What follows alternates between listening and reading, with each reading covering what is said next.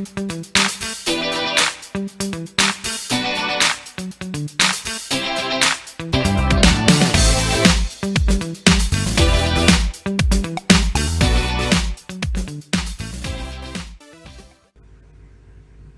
saya Walid dulu. Assalamualaikum warahmatullahi wabarakatuh. Selamat pagi. Semoga video pembelajaran kali ini menyupai anak-anak sekalian dalam keadaan sehat selalu dalam lindungan Allah Subhanahu wa taala. Kita masuk kepada materi yang kedua, anak-anakku sekalian. Sebelum ke pokok bahasan ya, Pak Syafi'i sebelumnya akan menyampaikan kompetensi dasar, indikator pencapaian kompetensi, tujuan pembelajaran. Selanjutnya kita ke pokok bahasan. Baik anak-anakku, adapun kompetensi dasar kita pada pertemuan pagi hari ini yaitu masih kepada kompetensi 3.1 dan 4.1, memahami teknologi perkantoran, otomatisasi perkantoran dan virtual office. Kemudian 4.1 melakukan pengelompokan teknologi perkantoran, otomatisasi perkantoran dan virtual office. Indikator pencapaian kompetensi yaitu 3.1.3 menguraikan manfaat otomatis perkantoran, 3.1.4 membedakan jenis-jenis otomatisasi perkantoran, 4.1.2 melakukan pengelompokan teknologi perkantoran dengan tepat sesuai dengan fungsi. Adapun tujuan pembelajaran kita di kesempatan pagi hari ini yaitu melalui kegiatan pembelajaran online daring dengan aplikasi Google Classroom, strategi dapat menemukan konsep, menjelaskan dan menyelesaikan masalah terkait manfaat otomatisasi perkantoran dan jenis-jenis otomatisasi perkantoran dengan cermat, memiliki karakter, memiliki kemampuan literasi, membiasakan siswa dalam berpikir kritis, kreativitas, komunikasi, dan kolaborasi. Baik anak-anakku, adapun pokok bahasan kita pada kesempatan kali ini, kita akan membahas manfaat otomatisasi perkantoran dan jenis-jenis otomatisasi perkantoran.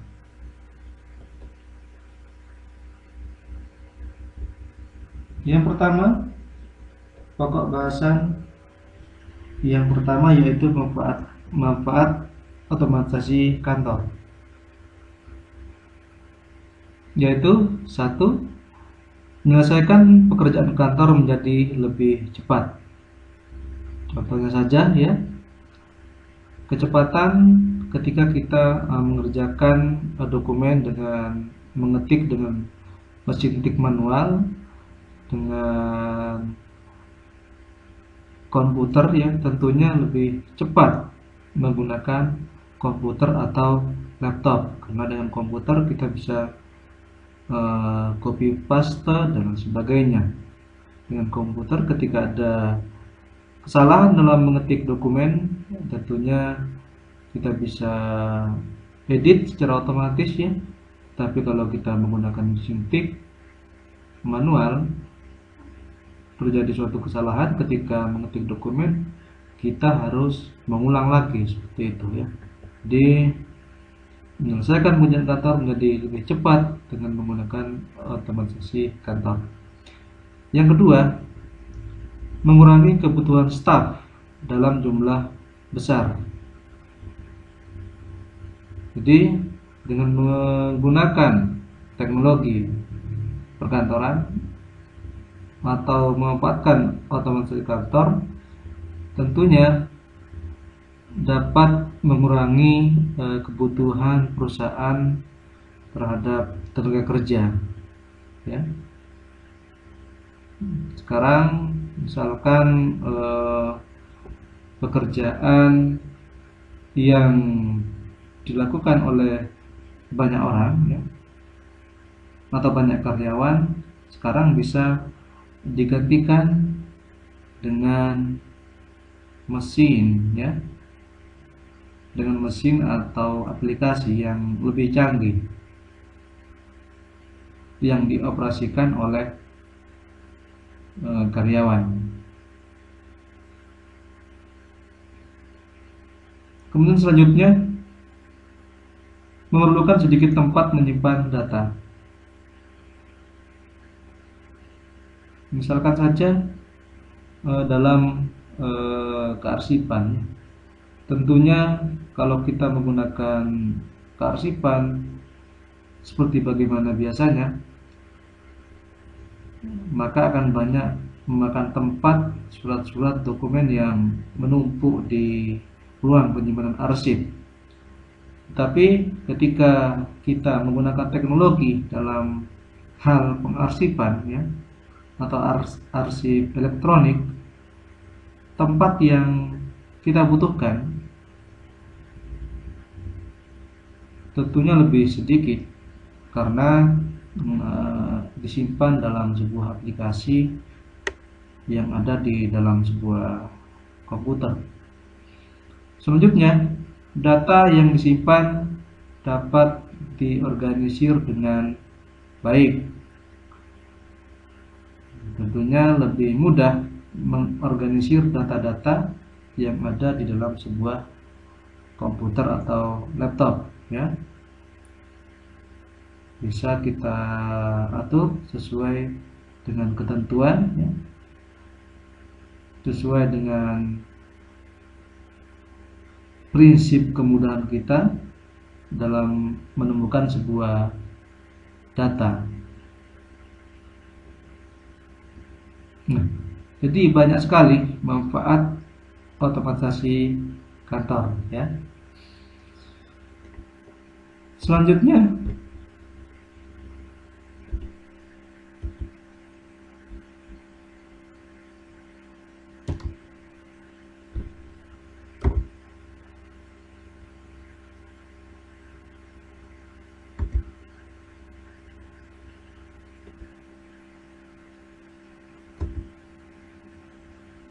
baik, selanjutnya jenis-jenis otomatisasi perkantoran ya.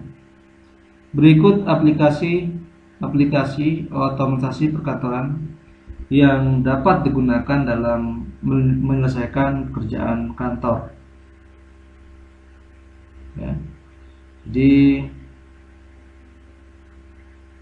ada banyak aplikasi ya yang bisa kita gunakan dalam memudahkan kita menyelesaikan pekerjaan di kantor.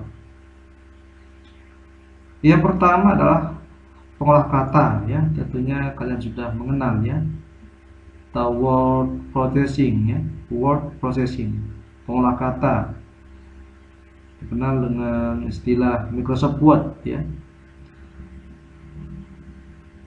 Adalah penggunaan suatu peralatan elektronik yang secara otomatis dapat melakukan beberapa macam tugas yang dibutuhkan untuk membuat suatu dokumen diketik dan dicetak. Word processing ini memberikan suatu kontribusi terhadap pemecahan masalah dengan memberikan kemampuan kepada manajer untuk membuat komunikasi tertulis yang lebih efektif untuk diberikan kepada anggotanya ya. Kemudian yang kedua, surat elektronik ya. Lebih dikenal dengan nama email ya. Kalian tentunya sudah mengenal ya istilah email, kalian juga sudah memiliki email tentunya ya. Jadi lebih dikenal dengan nama email ya, adalah penggunaan jaringan komputer yang memungkinkan para penggunanya mengirim, menyimpan, dan menerima pesan-pesan dengan menggunakan terminal komputer dan alat penyimpanan. Yang ketiga, voicemail. Hampir sama dengan surat elektronik, namun pesan dikirim dengan mengucapkan ke dalam telepon ya. Selanjutnya, kalender elektronik ya, adalah penggunaan jaringan komputer untuk menyimpan dan menandai acara yang sudah ditetapkan oleh manajer ya. Kemudian selanjutnya adalah konferensi audio atau audio conferencing ya, adalah penggunaan suatu peralatan komunikasi suara atau audio untuk membuat suatu hubungan audio di antara beberapa yang tersebar atau terpisahkan secara geografis dengan tujuan melaksanakan suatu konferensi. Nah, keuntungan dari konferensi audio ini biasanya biaya peralatan yang diperlukan untuk konferensi audio berada dalam jangkauan semua perusahaan ya. Orang-orang merasa santai berbicara melalui telepon. Konferensi audio dapat disiapkan dalam waktu singkat. Selanjutnya adalah video conferencing ya, atau konferensi komputer. Adalah penggunaan jaringan komputer sehingga memberikan kemampuan seorang untuk melakukan pertukaran informasi selama proses terjadinya konferensi ya. Persamaannya dengan email adalah keduanya menggunakan perangkat lunak yang sama dan konfigurasi peralatan yang sama. Perbedaan konferensi komputer dengan email adalah orang yang menggunakan sistem dan masalah yang dibahas.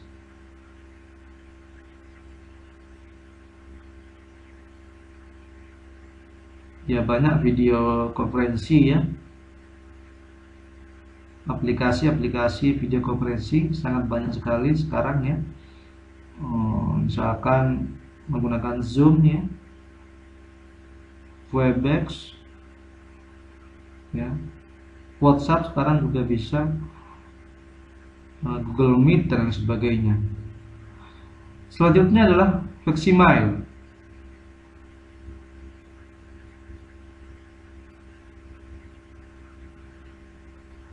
Ya. Tentunya kalian sudah pernah mendengar ya Flexemail ya, atau fax ya. Adalah singkatan dari Flexemail Transmission ya. Penggunaan peralatan khusus yang dapat membawa citra dokumen pada satu ujung saluran komunikasi dan membuat salinan di ujung lainnya ya. Bisa dikatakan Flexemail adalah fotokopi jarak jauh ya.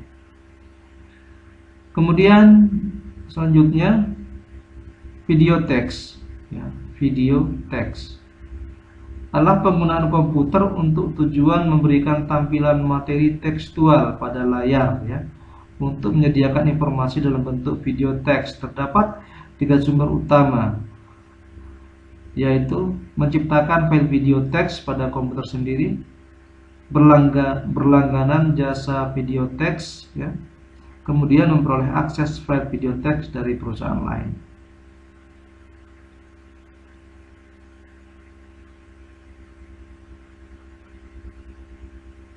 Kemudian selanjutnya adalah image stroke and retrieval ya. Nah, ini digunakan dalam pemecahan masalah ketika diperlukan untuk melihat kembali dokumen historis untuk tujuan pemahaman suatu masalah ya.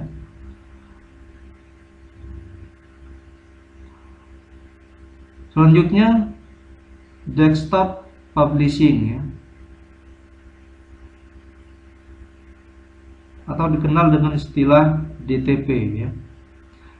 Suatu penggunaan perangkat komputer untuk dapat menyiapkan output keluaran tercetak yang kualitasnya sangat mirip dengan yang dihasilkan oleh typesetter ya. Nah, sistem desktop publishing ini atau DTP berbentuk suatu konfigurasi komputer mikro yang mencakup layar ya, CTR, resolusi tinggi dan printer laser, dan dikendalikan oleh perangkat lunak DTP ya, desktop publishing. Nah, sistem desktop publishing ya terdiri atas mikrokomputer dengan layar CTR yang beresolusi tinggi ya, printer laser ya, software desktop publishing ya. Baik anak-anakku ya, sementara cukup itu ya yang kita bahas. Jadi ada dua yang kita bahas pada kesempatan pagi hari ini, yaitu manfaat otomatisasi kantor dan jenis-jenis otomatisasi perkantoran ya. Baik, cukup sekian dari Pak Safi ya. Tetap patuhi protokol kesehatan yang dianjurkan oleh pemerintah, jaga kesehatan, selalu menggunakan masker ya.